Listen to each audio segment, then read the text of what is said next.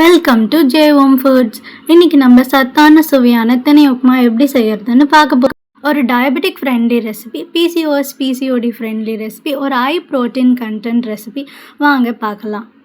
ஒரு டம்ளர் திணை எடுத்துருக்கோம்.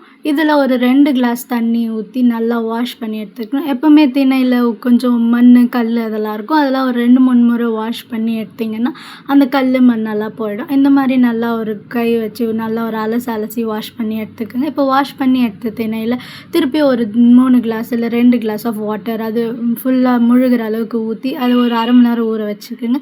அரை மணி நேரம் கழித்து அதை தாளிக்கிறதுக்கு கடாயில் ஒரு குக்கரில் வச்சு ஒரு எண்ணெய் ஒரு டேபிள் ஸ்பூன் ஊற்றி அதில் கடுகு ஒரு ஸ்பூன் போட்டு கடுகு பொரிஞ்சதும் அது கூட கருவேப்பிலை மிளகா போட்டு நல்லா வதக்கணும். பச்சை மிளகா நல்லா வதங்கி வந்தோடனே அது கூட வெங்காயத்தை சேர்த்து நல்லா வதக்கணும். வெங்காயம் வதங்கினதும் கொஞ்சம் பூண்டு பல் 2 சேர்த்துக்கணும். பூண்டு போட்டு நல்லா ஒரு கலக்கி விட்டுட்டு அது கூட நம்ம ஒரு 2 நறுக்குன தக்காளியை சேர்த்துக்கிறோம்.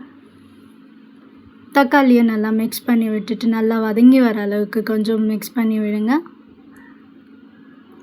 தக்காளி நல்லா வதங்கி வந்ததும் 1 டேபிள் ஸ்பூன் அளவுக்கு சால்ட்டு சேர்த்துக்கிறோம். சால்ட் சேர்த்து நல்லா ஒரு மிக்ஸ் பண்ணி கொடுங்க.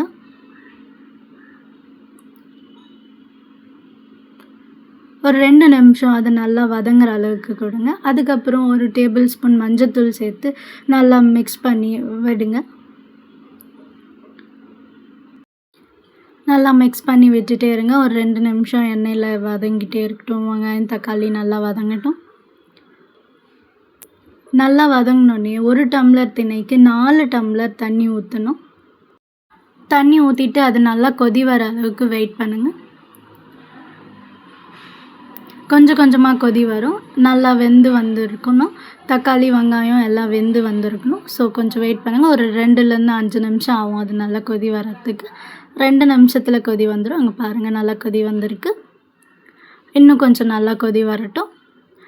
பாருங்கள் நல்லா கொதி வந்திருக்கு. கலர் மாறி இருக்குது. வெங்காயம் தக்காளி வந்திருக்கு. இந்த நேரத்தில் திணையை ஊற வச்ச திணையை நம்ம சேர்த்துக்கணும். மறக்காமல் தண்ணி இருத்துட்டு சேருங்க, மறந்துடாதீங்க. ஸோ இந்த மாதிரி சேர்த்துக்க கொஞ்சமாக திணையை சேர்த்து இந்த மாதிரி மிக்ஸ் பண்ணி விடுங்க. இல்லைனா ஒரே இடத்துல கட்டியாக நின்றுடும். ஸோ ஒரு நல்லா மிக்ஸ் பண்ணி கொடுத்திங்கன்னா அதில் இருக்க மசாலாஸ்லாம் நல்லா பேரப் ஆகிடும். ஸோ இந்த மாதிரி மிக்ஸ் பண்ணி கொடுத்துட்டு அது ஒரு கொதி வர வரைக்கும் வெயிட் பண்ணுங்கள். ஸோ நல்லா ஒரு கொதி வரட்டும். கொதி வந்தோடனே நம்ம விசில் போட்டுடலாம். ஒரு 2 விசில் வர அளவுக்கு குக்கர் விடுங்க. 2 விசில் வந்தோடனே அடுப்புலேருந்து இறக்கிட்டு விசில் எடுத்துகிட்டு ஓப்பன் பண்ணி பார்த்திங்கன்னா திணை உப்புமா ரெடி. ஸோ ஓப்பன் பண்ணி பார்க்கலாம். திணை உப்புமா ரெடி ஆகிடுச்சு. ஒரு நல்ல அழகாக கன்சிஸ்டன்ஸாக வாசனையாக டேஸ்ட்டாக வந்திருக்கு. ஸோ இந்த மாதிரி கலக்கி பார்த்தா தெரியும் நல்லா வந்திருக்கு. ஸோ இதை எடுத்து தட்டில் வச்சு பரிமாறலாம். ரெடி ஆகிடுச்சு. இது ஒரு sugar friendly recipe, PCOS PCOD friendly recipe, high protein recipe. கண்டிப்பாக சுகர் பேஷண்ட்ஸ் இருக்கிறவங்க வீட்டில் வாரத்துக்கு 1 முறை இல்லை 2 முறை மறக்காமல் இதை ட்ரை பண்ணி சாப்பிட்டு பாருங்கள். ப்ளட் சுகர் மெயின்டைன் பண்ணு. இதில் நிறைய நீர்ச்சத்து நார்ச்சத்துலாம் நிறைஞ்சிருக்கு. ஒரு ஹெல்த்தியான ரெசிபி, ஒரு சத்தான உணவு. இந்த மாதிரி நிறைய ரெசிபீஸ்க்கு ஜே ஹோம் ஃபுட்ஸை மறக்காமல் ஃபாலோ பண்ணுங்கள். சப்ஸ்கிரைப் பண்ணி கிளிக் பண்ணுங்கள்.